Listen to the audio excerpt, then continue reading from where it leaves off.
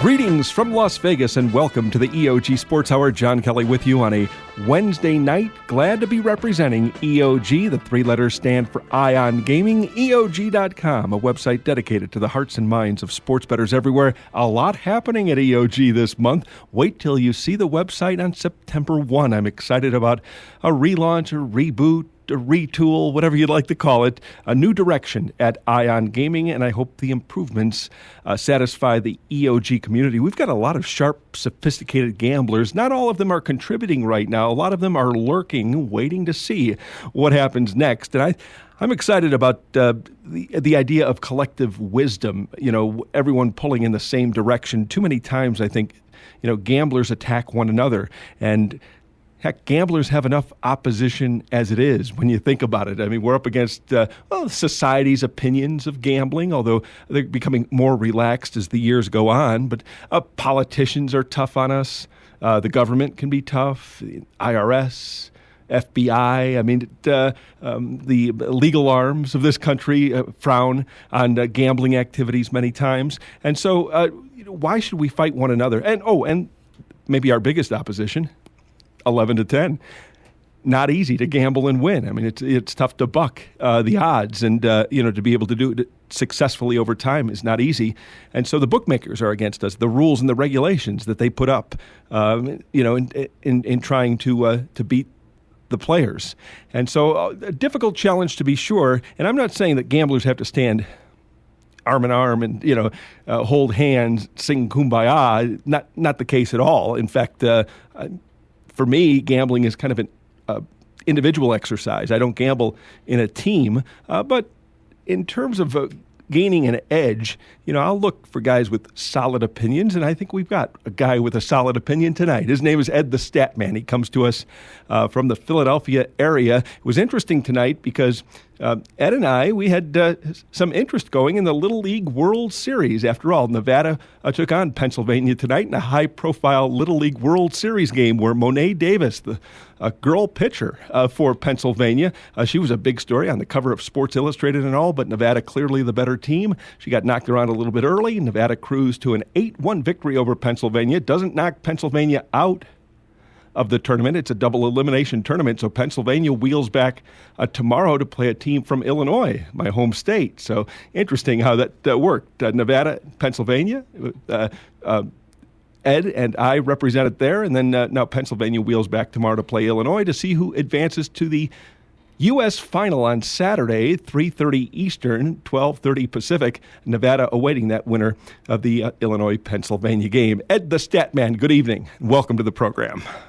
Hey, John, how you doing? I can finally come on the radio and speak from the playing perspective with regards to one of the night's big news, sports news stories. Growing up playing Little League baseball in Philadelphia, let me tell you something. It's pretty hard to make the Little League World Series coming out of Philadelphia.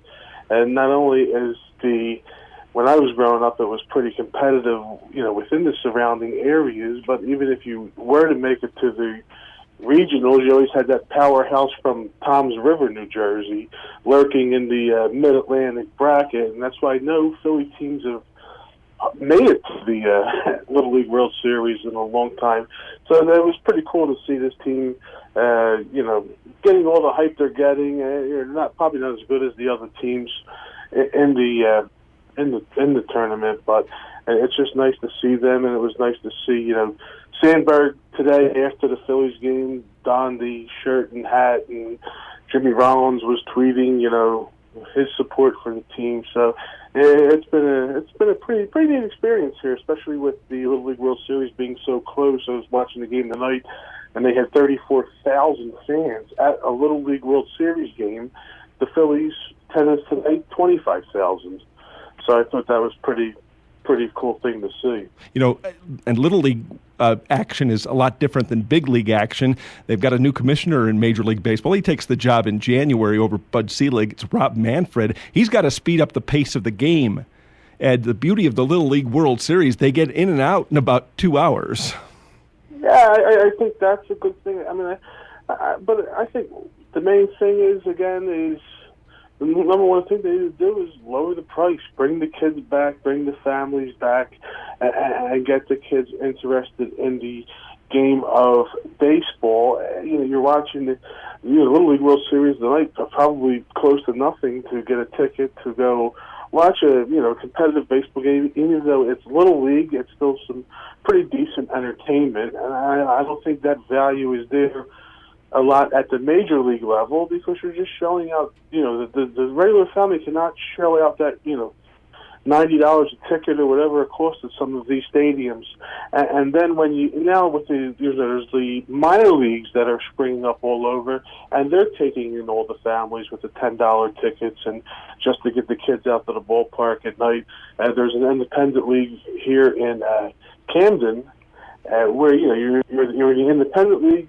It's not high quality baseball, but when you're taking 8, 9-year-old kids, they just want to see baseball. It doesn't really matter if it's the Phillies or a minor league team. And when you're sitting that close to the field, it gives you you feel like you're more involved in the game. I just think that the major leagues have alienated the common man, and it's been all. Everything's geared towards corporations and the high price seats and the big money tickets for having the superstars and making sure you're getting them into the right seats so the camera can flash on them and they can promote their TV shows, etc. I think that's the issue, that they're just getting away from the families. Growing up in Philly, baseball was big in the early '80s when I was playing Little League, but then, again, even though it was big, basketball was still the main sport growing up in the city. And playing basketball was still the main sport. And then once baseball started dying off, the NBA started getting bigger in the later 80s and into the early 90s. It's kind of like baseball kind of went totally away. A lot of the Little Leagues folded. And I was researching this Taney team tonight. And basically what they did was, they started this Little League basically 4 years ago, and they pull from the entire city.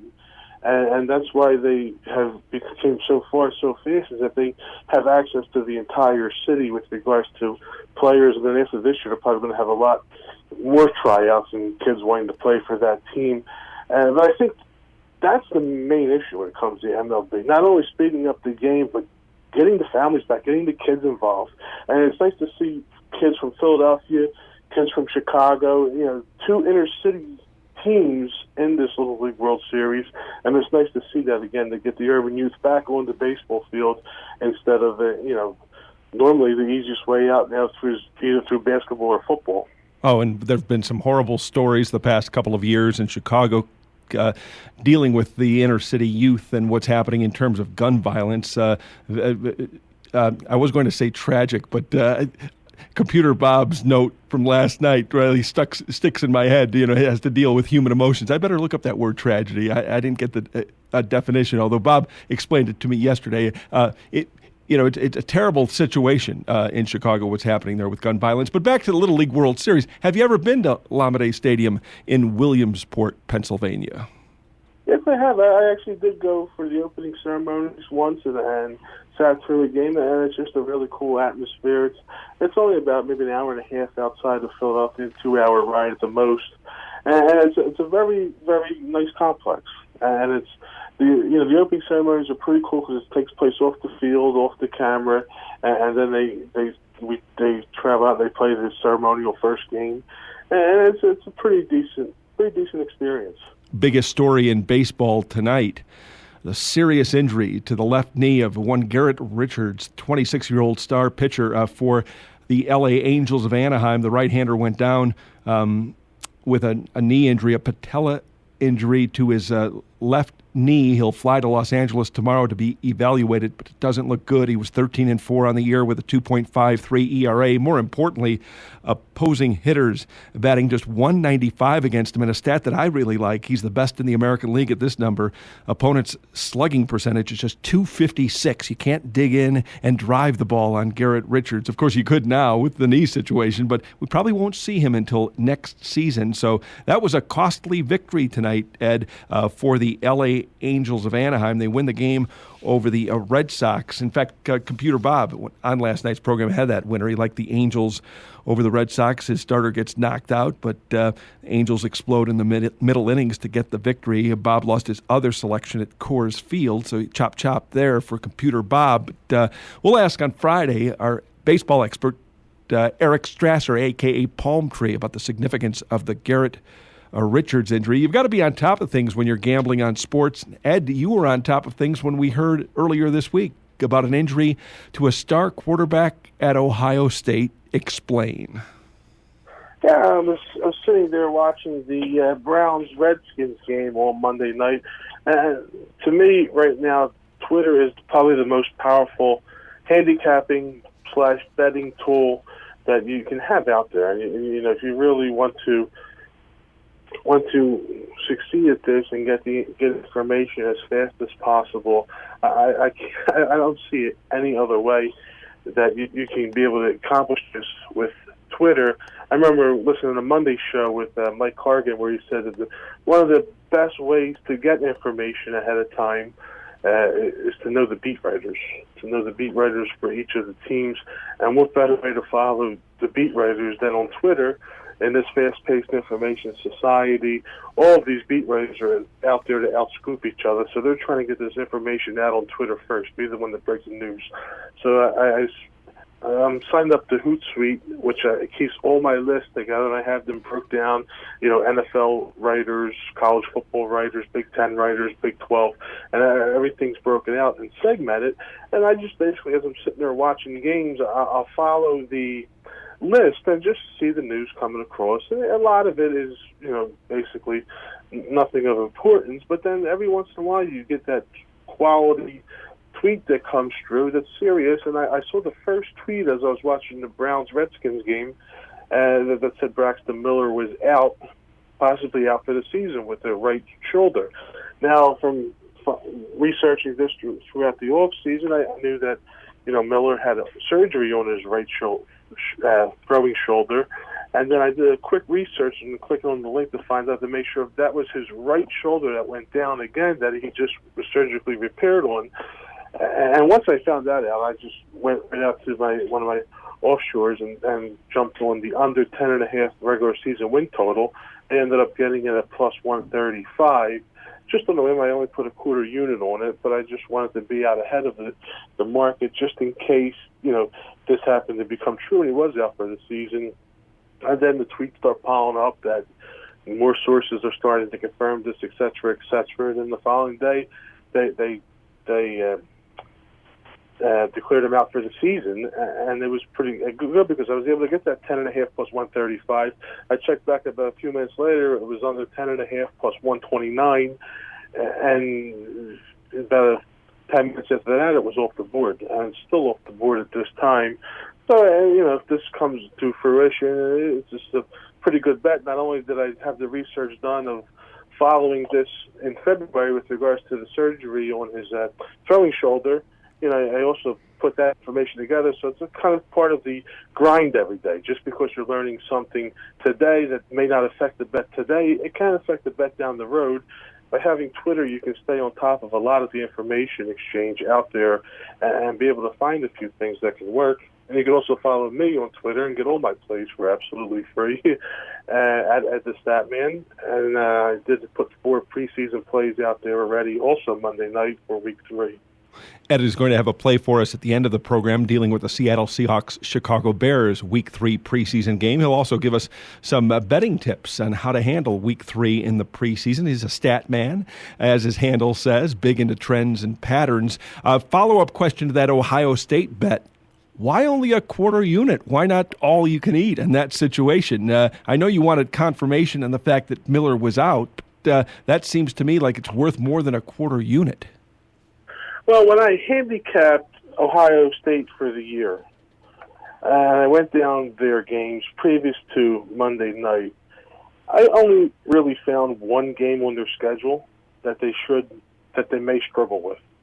And at 10.5, I mean, at the worst, I looked at their schedule and said possibly 11-1. The only game that looks difficult on their entire schedule is the game at Michigan State in November.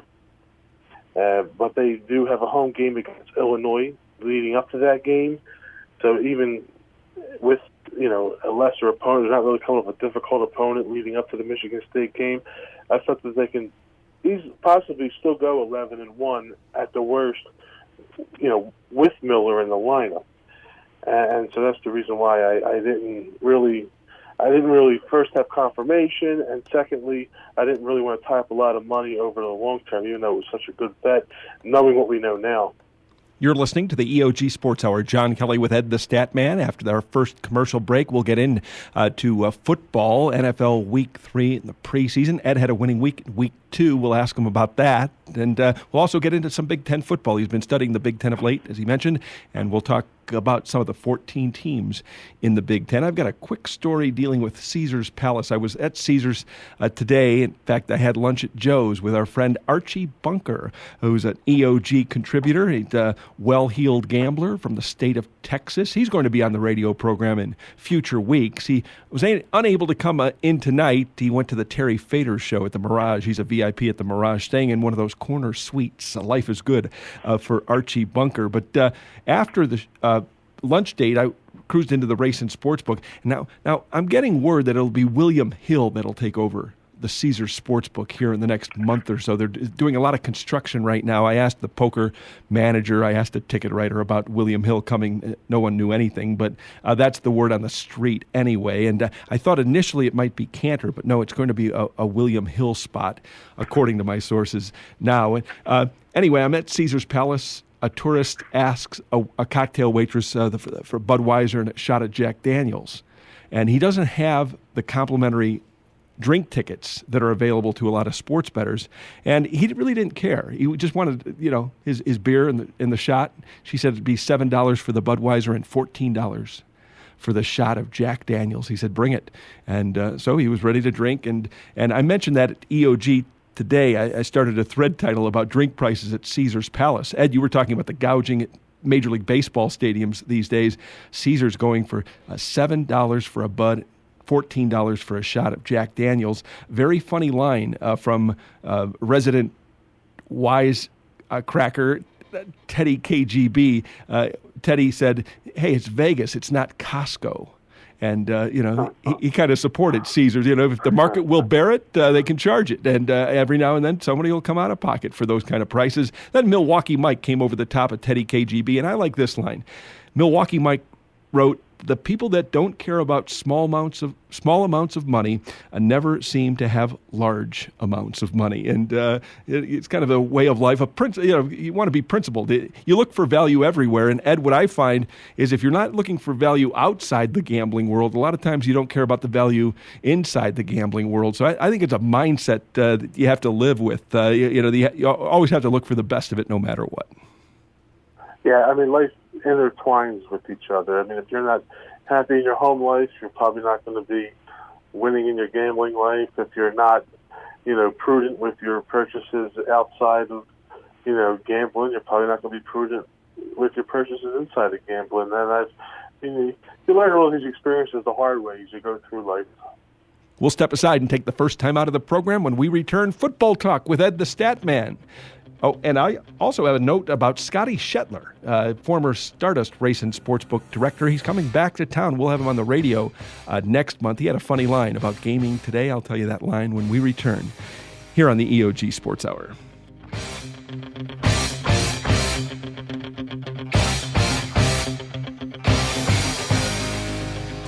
There's no such thing as a sure thing, unless you're talking about Ion Gaming. Ion Gaming is a website dedicated to the hearts and minds of sports bettors everywhere. If you're looking for smart, sophisticated sports handicapping information and insight, go to EOG.com. If you're looking for the latest news on the ever-changing landscape of Nevada's race and sportsbook industry, go to EOG.com. If you're looking for the most recent developments involving the worldwide sports betting scene with an emphasis on the leading sports books in San Jose, Costa Rica, go to EOG.com. And finally, if you're looking to join an online community of sports gamblers where registration is free and the information is priceless, go to EOG.com. You get the idea. Why gamble on other sports betting websites when Ion Gaming is a sure thing? And I love a sure thing. Hi, this is Rick Alec, president of Sports Options. Sports Options is a sports information tool designed to give sports bettors of all types the necessary edge needed to improve their bottom line. With Sports Options, you'll never lay a bad number again. We provide you with live odds from the leading sports books in the world, from Costa Rica to Curacao, London to Las Vegas, and everywhere in between. Sports Options also provides the fastest and most accurate injury information, lightning-quick score updates, and game analysis from 30-year handicapping veteran Mark Simons. We offer affordable services for players of all levels, starting at just $99 per month. To see which service best fits your needs, you can take advantage of our 7-day free trial. No credit card is needed. Just go to www.sportsoptions.com and click on the free trial link.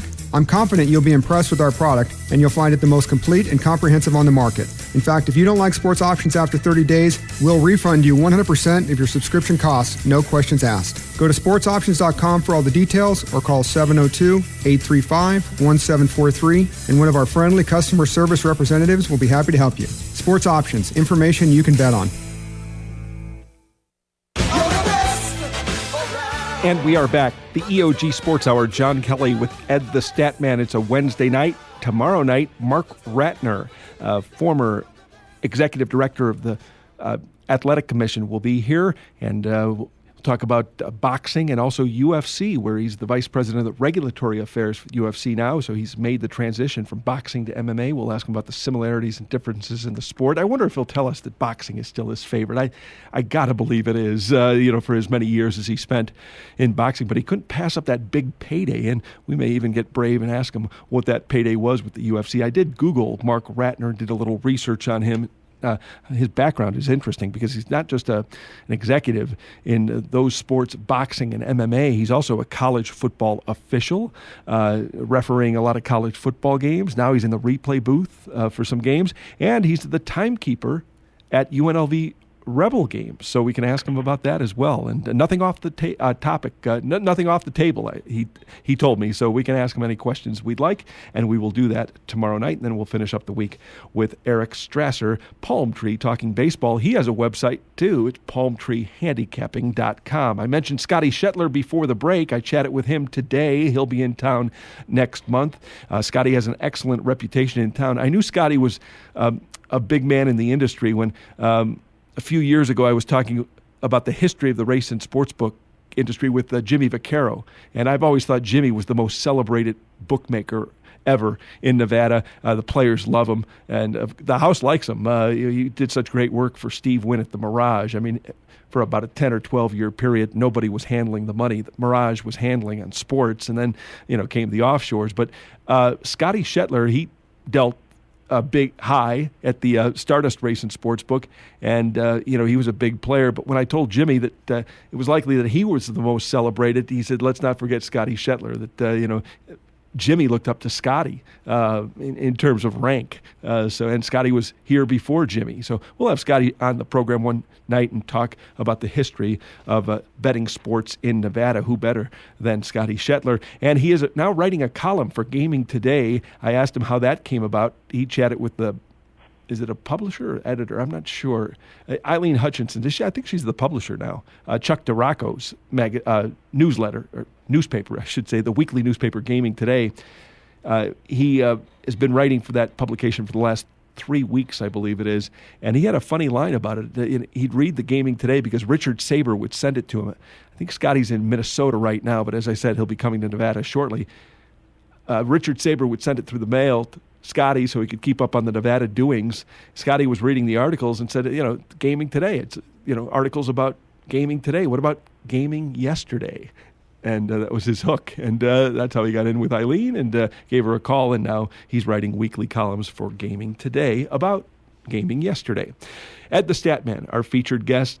Ed, you're going to have a play for us in NFL preseason action dealing with that game in Seattle between the Super Bowl champion Seahawks and the Chicago Bears. First, you have some general wagering tips on how to handle Week 3 of the preseason.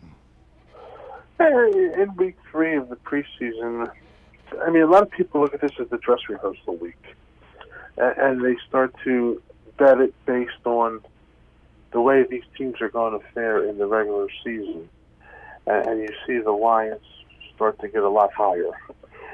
Because not only, you have the Seahawks +7 over the Bears, or -7 over the Bears, you have the Broncos -7. You have 3 7-point spreads here in week 3 already. I mean, you only had 4 of them over the last 3 years. I think it was 3 or 4 of them over the last 3 years of the preseason.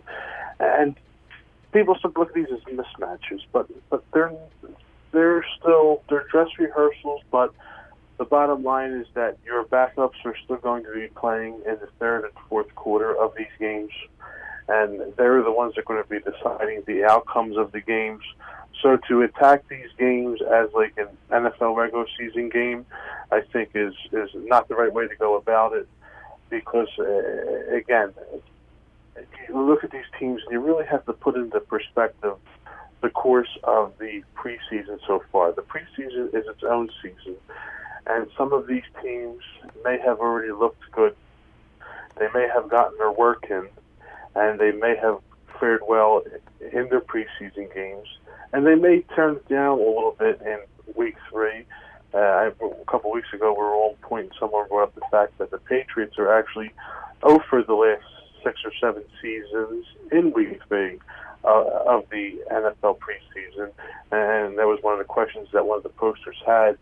And we discussed that, and we talked about how maybe Belichick was already happy with the way his team has fared in the preseason in the first 2 weeks, and maybe he starts to dial it down and not show much on film, because when we get into week 1 of the regular season, you would expect most of the coaches to start reviewing films from week 3 of the NFL preseason. So that's supposed to be the dress rehearsal, and you'll have probably the most film of the starters for each team playing into third quarters of games.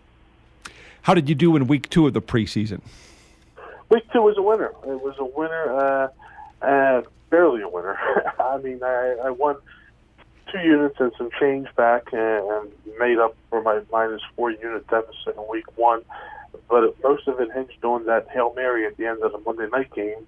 And I had the Browns as a 2-unit play, +3 early in the week, last week. And that was basically a huge turning point for me, as that was my biggest play of the NFL preseason so far, the only play I made 2 units on, and I got lucky. And, again, preparation, luck is when preparation meets opportunity, and I've worked hard, working hard at this NFL preseason and, previewing the NFL regular season game, And I had an opportunity to take a +3 earlier in the week. I thought that was a very good bet. I definitely thought that line would go down, and that would be the best of it.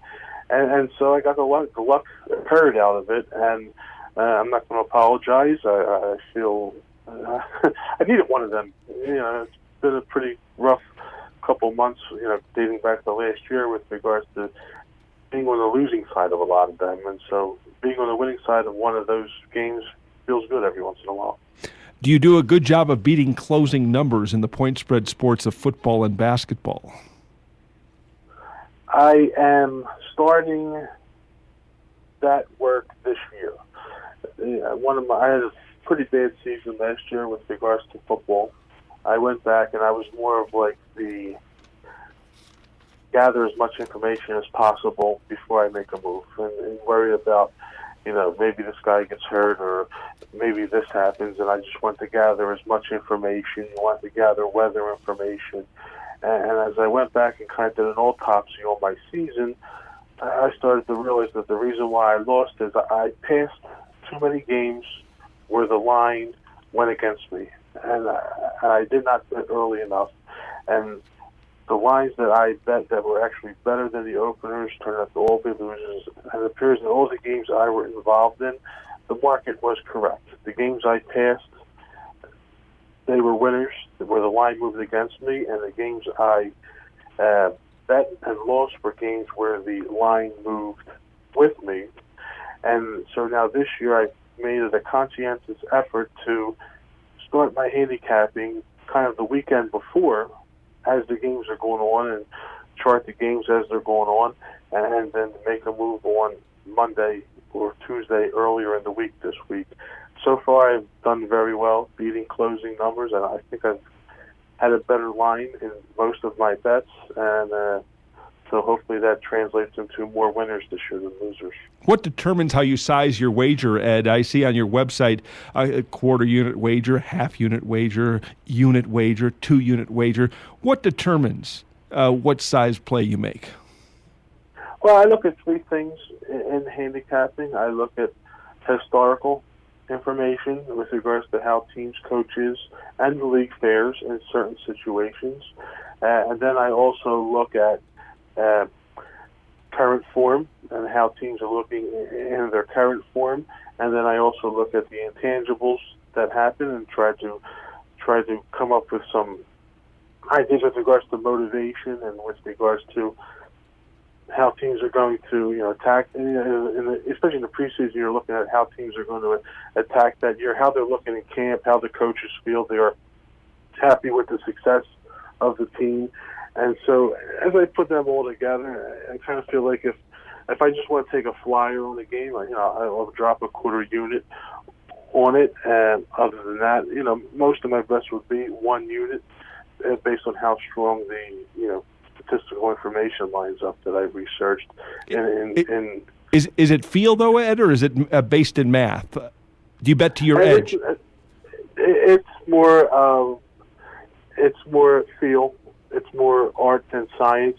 I calculate all the stats, but I don't really look at the stat models. I just kind of feel like, for example, the Monday night game between the Browns and the Redskins.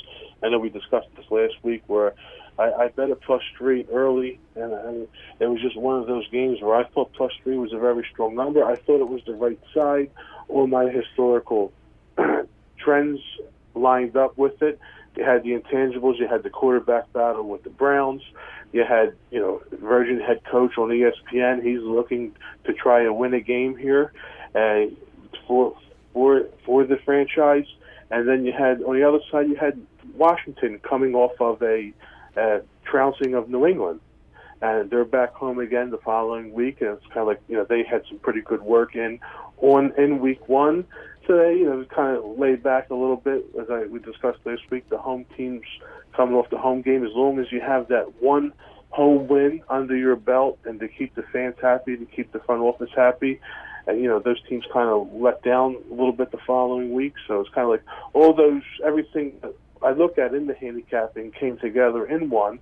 And then I also had a +3 on this game where I felt that +3 would no longer be there by the time kickoff came. So that's why I kind of set that one up with that 2-unit play. It's been my only 2-unit wager in the preseason, and the line closed at +2. So I got the best of that, and I got the right side. So that's probably the best feeling out of all of it. Well, you got the winning side, right? You needed the 45-yard Hail Mary late to get there. Thank goodness for Connor Shaw. Funny how that works, isn't it, Ed? Because in the NFL, that was a classic random result, the NFL preseason. Everyone's talking about Brian Hoyer and Johnny Manziel, and here it's Connor Shaw who decides the point spread winner. Well, yeah, that's just part of it. That's just part of the luck in the preseason. And you can make an argument that I had the winning side, not the right side, but, you're just kind of looking at the last minute of the game and the last play of the game. But, if you dig through the box scores, the Browns had 3 turnovers in the plus side of the Redskins field, but they did not convert. They only got 3 points out of it, whereas the Redskins took their 1 turnover and converted that into 7 points early on. But then again, in the second half, you had the pick 6 where the Browns walked it in, or actually went ahead 17-14. So it was kind of like, it was more of like if you look at just the final minute of the game, yeah, absolutely, you had no business winning it. But then again, look at the drive before that, where about maybe 7 times out of 10 or 8 times out of 10 in the preseason, the Redskins go down and kick a field goal, but in that last drive, and go ahead 20-17 instead of 24-17, and there you look good because you got the +3, and then you end up getting the push. And so, but that one receiver kind of got behind the guy, and Colt McCoy, of all people, was able to put a nice throw up there, and for them to score that touchdown. So I think right side versus winning side, it's all perception. And the way I look at it is I still think I made a good bet, and I still do it that way, and just have to chalk it up if it did lose. He's Ed the Statman. I'm John Kelly. You're listening to the EOG Sports Hour. We'll get to selections in the final segment of the program. Ed will have a play on that Seattle-Chicago NFL preseason game, and I'll go into the WNBA, one of my specialties. I love the women's basketball, the postseason, that is, starts tomorrow. I'll have a play on the Indiana-Washington game. I see on your website, Ed, at EdTheStatMan.com, Week 3 betting systems. You've got a lot of Mark Lawrence or Al McMorty feel to you when you list some of these betting systems. Yeah, I mean, you can say that with regards to the betting systems.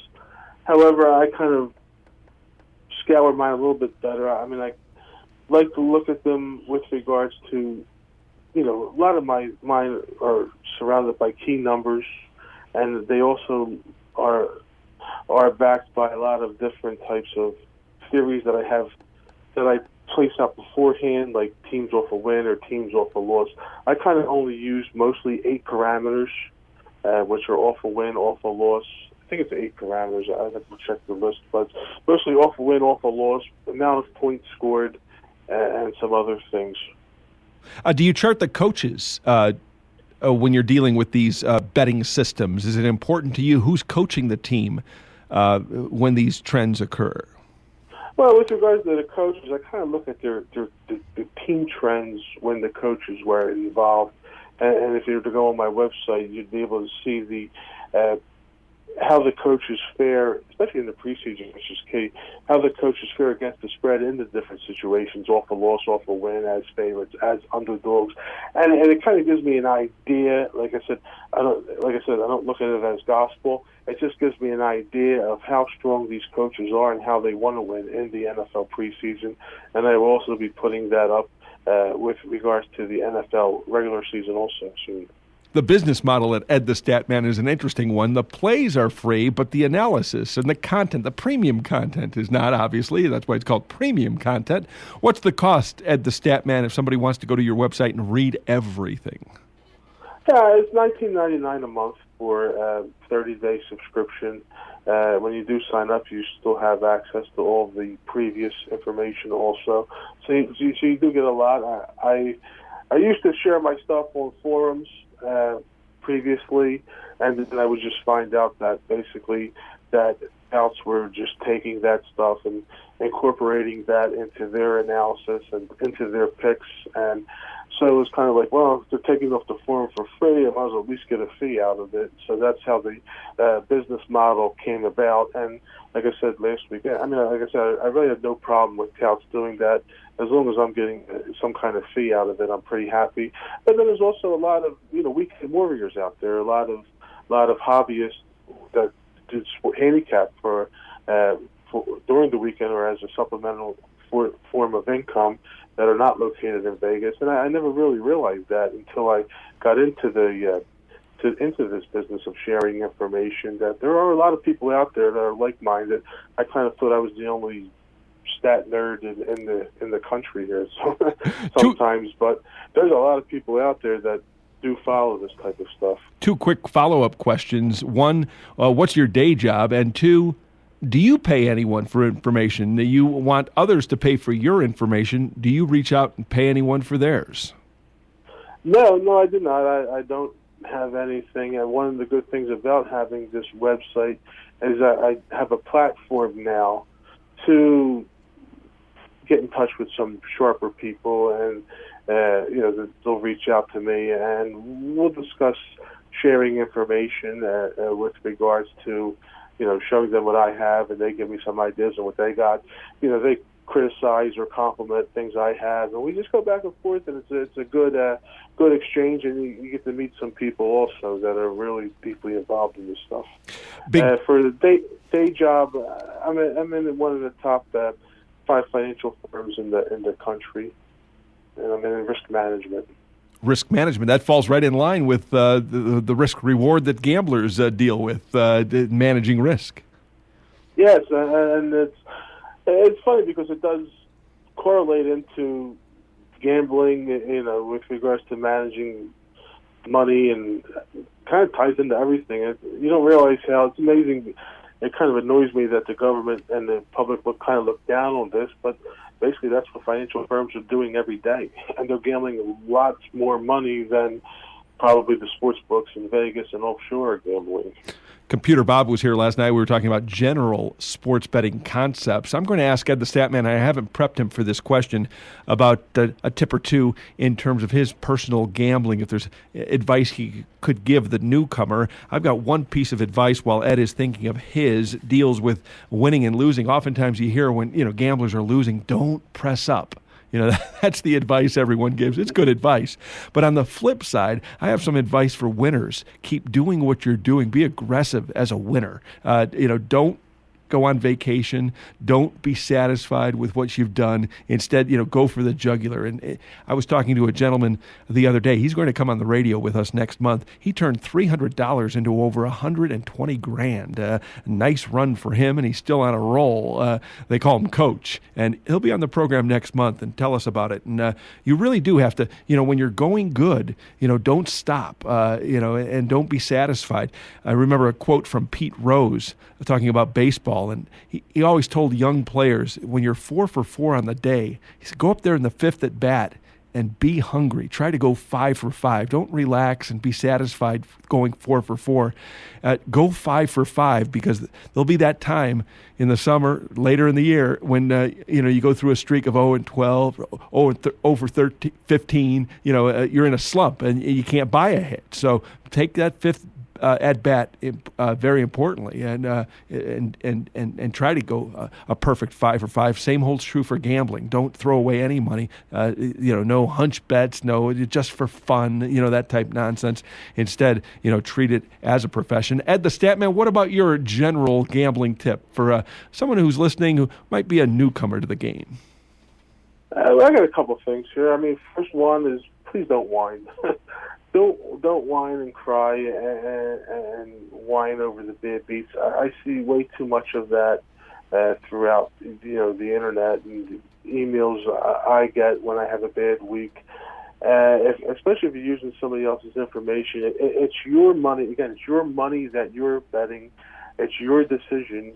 You have to take full responsibility for the actions, win or lose. If you're using touts, that's why, like I said, I have no problem with touts, because it's not the touts' fault. If they're doing shady marketing or whatever, you're the one who made the phone call. You're the one who wanted to become a winner. Take the responsibility for yourself and putting the bets in. Secondly, the biggest thing I learned, especially having a platform with you on the radio and meeting some really, really quality people, especially, I have to look at guys like Eric Strasser, on his email list earlier, and he's looked upon as one of the best baseball handicappers out there. And you know what? He goes through bad losing streaks just like everybody else. And, you just can't get too down with your losing streaks. You can't get too high with your winning streaks. You kind of have to keep an even keel every day. And I think that those are the two biggest things for the first time. If I knew those things when I first started, my life would have been a whole lot easier also, is that to take responsibility for my own actions and realize that the best, they also go through the same issues you have. They go through the run of bad beats. They go through, the run of just bad luck. But they just keep a steady keel, keep the bankroll management flowing, and that's how they succeed. Let's step aside and take the final time out of the program. When we return, we'll go on record with selections.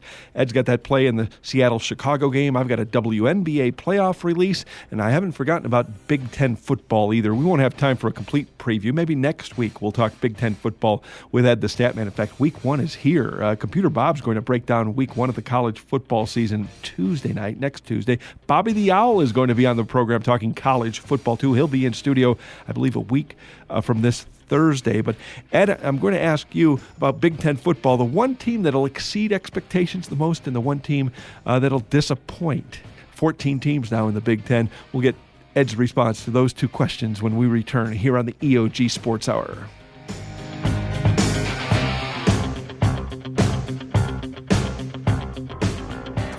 There's no such thing as a sure thing, unless you're talking about Ion Gaming.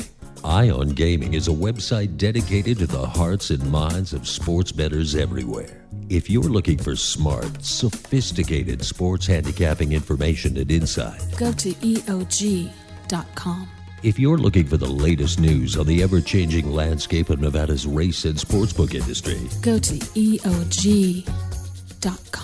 if you're looking for the most recent developments involving the worldwide sports betting scene with an emphasis on the leading sportsbooks in San Jose, Costa Rica, Go to EOG.com. and finally, if you're looking to join an online community of sports gamblers where registration is free and the information is priceless, Go to EOG.com. you get the idea. Why gamble on other sports betting websites when Ion Gaming is a sure thing? And I love a sure thing. Hi, this is Rick Alec, President of Sports Options. Sports Options is a sports information tool designed to give sports bettors of all types the necessary edge needed to improve their bottom line. With Sports Options, you'll never lay a bad number again. We provide you with live odds from the leading sports books in the world, from Costa Rica to Curacao, London to Las Vegas, and everywhere in between. Sports Options also provides the fastest and most accurate injury information, lightning-quick score updates, and game analysis from 30-year handicapping veteran Mark Simons. We offer affordable services for players of all levels, starting at just $99 per month. To see which service best fits your needs, you can take advantage of our 7-day free trial. No credit card is needed. Just go to www.sportsoptions.com and click on the free trial link. I'm confident you'll be impressed with our product, and you'll find it the most complete and comprehensive on the market. In fact, if you don't like Sports Options after 30 days, we'll refund you 100% of your subscription costs, no questions asked. Go to sportsoptions.com for all the details, or call 702-835-1743, and one of our friendly customer service representatives will be happy to help you. Sports Options, information you can bet on.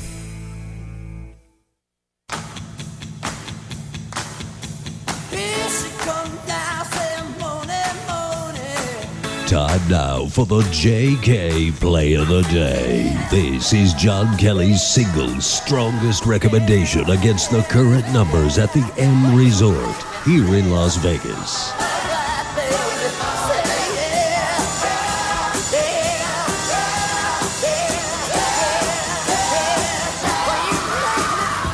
I'm going to sneak in two plays in this segment. I've got a baseball game that I like tomorrow as well. Let's start with that baseball game. My friend David Rubin, he made an interesting point. He says it's a shame that baseball, when the pennant races are heating up in the month of September, that football dominates the landscape. I mean, it just shows you how strong football is. I mean, everyone forgets about baseball in the month of September with pro and college football here. They get interested again in October when the playoffs arrive. But boy, September baseball this season will be outstanding. So many teams involved in pennant races. I believe more than half the league in contention for a spot. That game tomorrow in St. Petersburg, an early start time, 10 a.m. Pacific. Tampa Bay and Detroit, I'm going to go under the total of 6.5. It's low, but it's low for a reason. When they're scoreless after 3, 6.5 will look pretty tall. Cobb and Price to hook up in a duel. Tonight's score works for tomorrow's game. It was 6-0 Detroit defeating Tampa. Rick Porcello, a complete game 3-hitter. That game was 2-0 in the late innings. I believe in the 7th it was Victor Martinez who hit a grand slam, making the score 6-0, but that's it. 6 runs all told. And David Price, he'll be motivated for this start. He's going back to St. Petersburg. We saw Mark Burley, was it earlier this week? He went back to Chicago and was applauded at U.S. Cellular. It'll be interesting to see the response David Price receives. I think it'll be well received, but familiar with the mound in a playoff drive. There's a lot to like about tomorrow's game between Price and Cobb. The early start time, I always like unders in early starts too. Under 6.5, the top play on tomorrow's baseball card. And my WNBA release quickly, the Indiana-Washington game. Let me get the betting number here. 602. Indiana Fever -5 over Washington. A lot of reasons to like the Fever. You know, these teams played 4 times this year. The road team was 4-0, but I think the home court prevails tomorrow. Tamika Catching, she's 35, not what she once was, but when she gets her rest, she can play like she was 25. She's good. And in the playoff spot, she'll play well. I'm confident in her abilities. Shavante Zealous, she's an underrated star, I think, for the Indiana Fever. Erlana Larkins, the big girl in the middle. Washington, really without a star. Their leading scorers, averaging about 12 points a game. That's Ivory Latta. Never liked her inconsistent ways. Lynn Dunn, Mike Tebow. Dunn's retiring after the season. That might be a storyline later this WNBA postseason. Win one for the coach. But really, the reason I like Indiana over Washington is not because of any sentimental storylines. It's mainly because of catchings and the championship pedigree of the Indiana Fever, too. Remember, they won the title in 2012. And about catching, she missed about half the season, so I'll discount some of those early results for the Indiana Fever. Shows you how bad the Eastern Conference this year was. When Indiana's the number 2 seed with a record of 16-18, a losing record, yet they're the 2 seed in the East. I've talked enough. Let's get to Ed the Statman. He's got an NFL preseason play for us. Go ahead, Ed.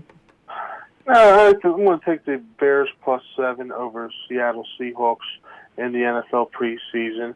A lot of things line up here with the Bears. First of all, dogs of 7 or more in the NFL preseason are 67-44 against the spread, dating all the way back to 1983 since I started tracking with my database. I also like the fact that Seattle is one of those home teams that are off a home win. They played very well last week. They annihilated the San Diego Chargers, and they scored 40-something points. So look for them to kind of let down, as we spoke earlier about the home teams off the home win in the preseason. They get their one home win. All fours, the whole depth chart looked pretty good. So look for them to let down a little bit. You're getting +7. With the Chicago Bears, their stars haven't played very well. In the first half of games in the preseason, they've been outscored 37-21, and they really haven't played well despite going 2-0 in the preseason.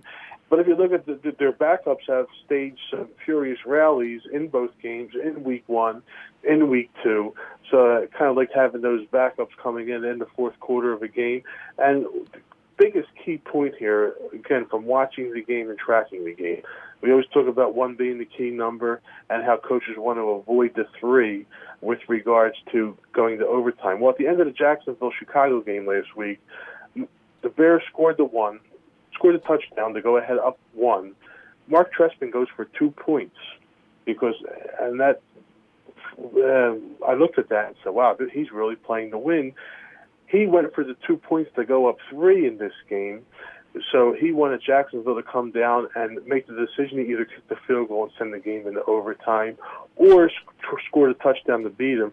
So obviously Mark Trestman is trying to play to win these games in the NFL preseason, getting 7 points. First string, second string, a little bit need to be motivated. The backups have been playing well. You're getting a dog of over a touchdown, which is a historically good situation. And the Seahawks coming off a big win, and they're going to probably have a little bit of letdown here with the home win. I'll take the Bears +7. And one other note, you mentioned backups, but specifically at the quarterback spot for the Bears, Ed, it's Jimmy Clausen battling Jordan Palmer to see who backs up Jay Cutler. And another key thing is both of those backups have significant playing time in the NFL. They have experience in previous NFL preseasons, whereas in Seattle you have Terrell Pryor, who really has minimal experience and has looked shaky at times. Interesting note I heard about Jordan Palmer. He's going to go into coaching, or actually tutoring is what he's going to do. He doesn't want to be on the sidelines of a pro or college football team. Instead, he'll be kind of an independent consultant helping young quarterbacks improve their game. I found that interesting. Carson, of course, his older brother, a star in the NFL, but Jordan Palmer knows the game, knows the position, and wants to pass it on. About a minute remaining in the show, Ed. I hate to put you in the corner. Just give me the team that'll exceed expectations in the Big Ten and one team that'll disappoint. And next Wednesday on the program, we'll go for a full Big Ten preview. Team that exceed expectations, Iowa Hawkeyes. The key in college football, you have to look at the schedules. Away games I look at with regards to, are the away games winnable? Iowa is at Purdue, at Maryland, at Minnesota, at Illinois. 4 very easily winnable games. Some of the lower-end teams in the Big Ten last year. So I think they will exceed expectations. The team that won't exceed expectations, I think Nebraska, I think they made a mistake bringing back Bo Pelini. I think his time is worn thin out there. They are at Michigan State. They're at Wisconsin, at Iowa. 3 very tough places to play on the conference road.